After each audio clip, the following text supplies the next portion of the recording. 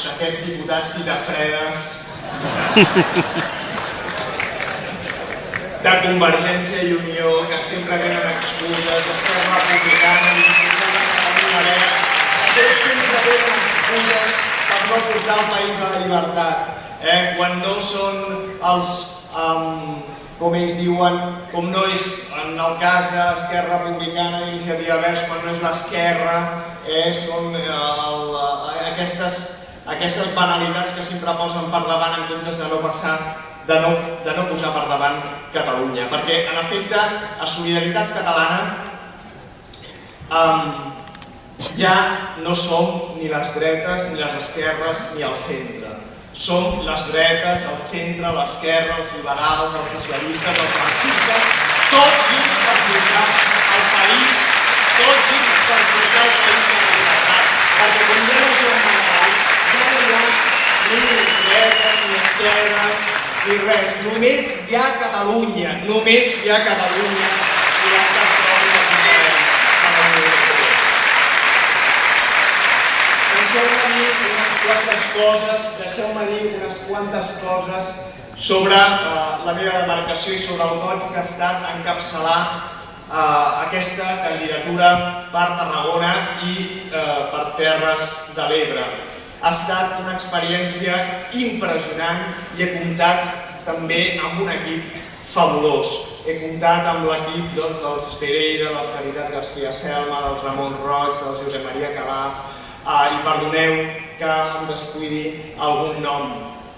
Ha estat una experiència espectacular de conèixer la gent, els problemes, de conèixer,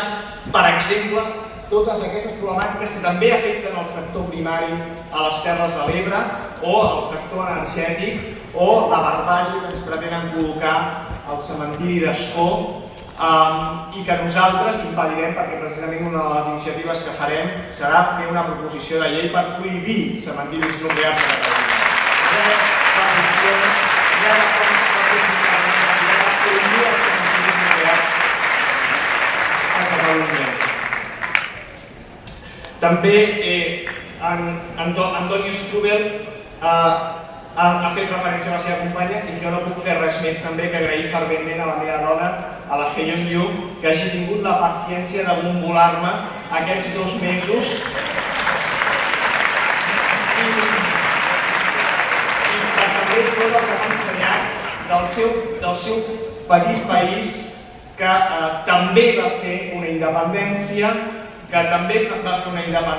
i tot el que ha après d'aquesta independència i que ara, malauradament, es troba amb tants problemes perquè a més d'una independència també volen fer una unificació, com nosaltres també farem quan unifiquem els països catalans.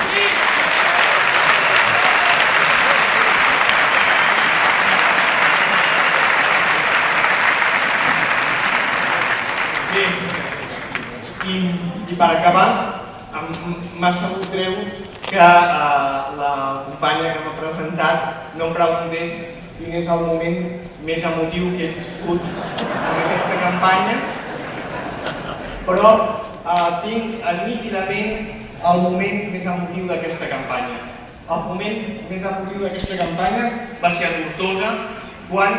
vaig conèixer un senyor de 90 anys que, com el senyor mossèn Ballarí, va defensar Catalunya amb les armes a la batalla de l'Ebre. I jo sempre m'he preguntat com pot ser que hi hagi gent que hagi defensat Catalunya amb les armes, que hagi deixat la vida per Catalunya i que ara nosaltres no siguem capaços de dipositar un vot en una urna